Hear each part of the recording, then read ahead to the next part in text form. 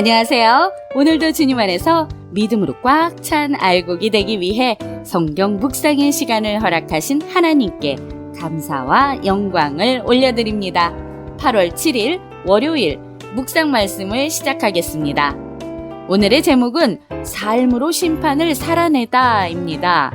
하나님은 선지자에게 사회적 단절을 경험하면서 직접 살아내는 삶을 통해 심판의 메시지를 대언하게 하십니다.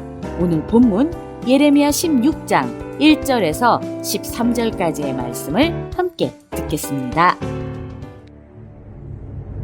여호와의 말씀이 또 내게 임하여 이르시되 너는 이 땅에서 아내를 맞이하지 말며 자녀를 두지 말지니라. 이곳에서 낳은 자녀와 이 땅에서 그들을 해산한 어머니와 그들을 낳은 아버지에 대하여 여호와께서 이와 같이 말씀하시오니 그들은 독한 병으로 죽어도 아무도 슬퍼하지 않을 것이며 묻어주지 않아 지면의 분토와 같을 것이며 칼과 기근에 망하고 그 시체는 공중의 새와 땅의 짐승의 밥이 되리라. 여호와께서 이와 같이 말씀하시되 초상집에 들어가지 말라. 가서 통곡하지 말며 그들을 위하여 애곡하지 말라. 내가 이 백성에게서 나의 평강을 빼앗으며 인자와 사랑을 제함이라. 여호와의 말씀이니라.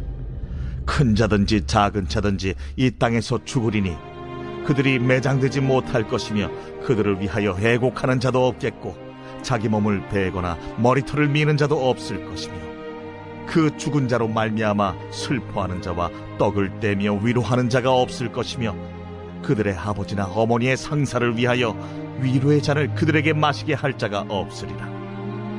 너는 잔치집에 들어가서 그들과 함께 앉아 먹거나 마시지 말라. 만군의 여호와 이스라엘의 하나님께서 이와 같이 말씀하시니라. 보라, 기뻐하는 소리와 즐거워하는 소리와 신랑의 소리와 신부의 소리를 내가 네 목전 네 시대에 이곳에서 끊어지게 하리라. 내가 이 모든 말로 백성에게 말할 때에 그들이 내게 묻기를 여호와께서 우리에게 이 모든 큰 재앙을 선포하심은 어찌 됨이며 우리의 죄악은 무엇이며 우리가 우리 하나님 여호와께 범한 죄는 무엇이냐 하거든 너는 그들에게 대답하기를 여호와께서 말씀하시되 너희 조상들이 나를 버리고 다른 신들을 따라서 그들을 섬기며 그들에게 절하고 나를 버려 내 율법을 지키지 아니하였음이라. 너희가 너희 조상들보다 더욱 악을 행하였도다. 보라, 너희가 각기 악한 마음에 완악함을 따라 행하고 나에게 순종하지 아니하였으므로 내가 너희를 이 땅에서 쫓아내어 너희와 너희 조상들이 알지 못하던 땅에 이르게 할 것이라. 너희가 거기서 주야로 다른 신들을 섬기리니 이는 내가 너희에게 은혜를 베풀지 아니함이라 하셨다 하라. 하나님은 어떤 분이실까요? 1절에서 4절 말씀을 보시면 하나님이 예레미야에게 요구하는 또 하나의 행위 예언은 결혼하지 말라입니다. 아내를 맞이하거나 자녀를 두지 말라고 하십니다. 결혼하여 가정을 만드는 것은 둘이 하나가 되는 하나님이 주신 축복입니다. 자식 또한 하나님이 주신 기업이고 상급입니다.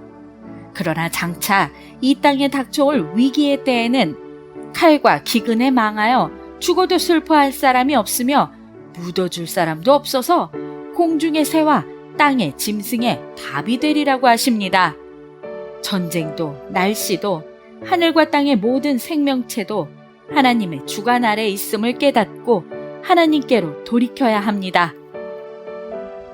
5절에서 7절 말씀을 보시면 하나님은 예레미야에게 초상집에 가지도 말고 애곡하지도 말라고 하십니다. 고통이 다반사가 되며 거의 모든 집이 초상집이 될 것입니다. 하나님이 그의 백성에게서 평강과 인자와 사랑을 모두 빼앗겠다고 하십니다. 당연한 것들의 존재가 부재하면 당연한 것들의 가치가 얼마나 소중한 것인지 알게 됩니다. 그동안 당연하게 여기던 하나님께서 주셨던 평강과 인자와 사랑이 사라지면 모든 관계가 끊어지며 죽음만이 가득할 뿐입니다. 8절에서 9절 말씀을 보시면 하나님은 예레미야에게 잔치집에 들어가서 그들과 함께 먹거나 마시지 말라고 명하십니다. 기뻐하는 소리와 즐거워하는 소리가 끊어질 것입니다. 잔치집에 모인 사람들이 축하하며 기뻐하는 소리도, 아이들이 떠들며 노는 소리도, 우리에게 주어진 일상과 일상의 소음들은 평화의 풍경입니다. 이런 소리가 일체 사라진 평화가 없는 죽음의 시대를 예고합니다. 오늘 우리에게 주시는 교훈은 무엇일까요? 1절에서 9절 말씀을 보시면 인간이 태어나고 가정을 이루며 살다가 하나님 나라에 돌아가기까지 모든 일생은 하나님이 주신 섭리입니다.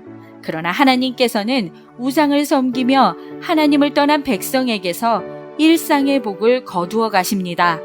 하나님의 명령대로 혼인하지 않고 장례와 잔치에 참여하지 않으며 살아가는 예레미야의 삶을 통해 하나님은 고립되고 비참한 포로 생활의 현실을 보여줍니다. 하나님과 분리된 삶의 끝은 멸망과 죽음뿐입니다. 10절에서 13절 말씀을 보시면 하나님께서 심판과 포로 생활에 대해 예고하시자 정작 그 예고를 받은 백성은 우리가 무슨 죄를 그렇게 졌냐며 하나님께 항의합니다. 미련하고 어리석은 사람은 자기의 죄에 대해 대수롭지 않게 여기지만 정직하게 자기의 죄를 회개하는 사람에게는 하나님의 은혜가 임합니다. 유다는 조상들보다 더 악하여 마음의 완악함을 따라 행하고 하나님께 순종하지 않았습니다. 결국 하나님은 포로된 땅에서 그들이 주야로 섬기던 신들을 섬기며 하나님의 은혜 없이 잘 살아보라고 하십니다. 하나님으로부터 분리된 유기된 삶을 살아가지 맙시다. 기도하겠습니다. 하나님, 오늘 우리에게 주신 말씀대로 우리의 삶을 통해 하나님의 말씀이 선명하게 드러나게 하여 주시옵소서. 예수 그리스도의 이름으로 기도드립니다. 아멘. 하나님의 심판에는 동정과 자비가 없습니다. 하나님은 유다 땅에서 평화와 사랑과 자비를 거두어 가십니다. 평화로운 일상은 거저 주어지는 것이 아닙니다. 우리의 노력과 수고로 얻을 수 있는 것도 아닙니다.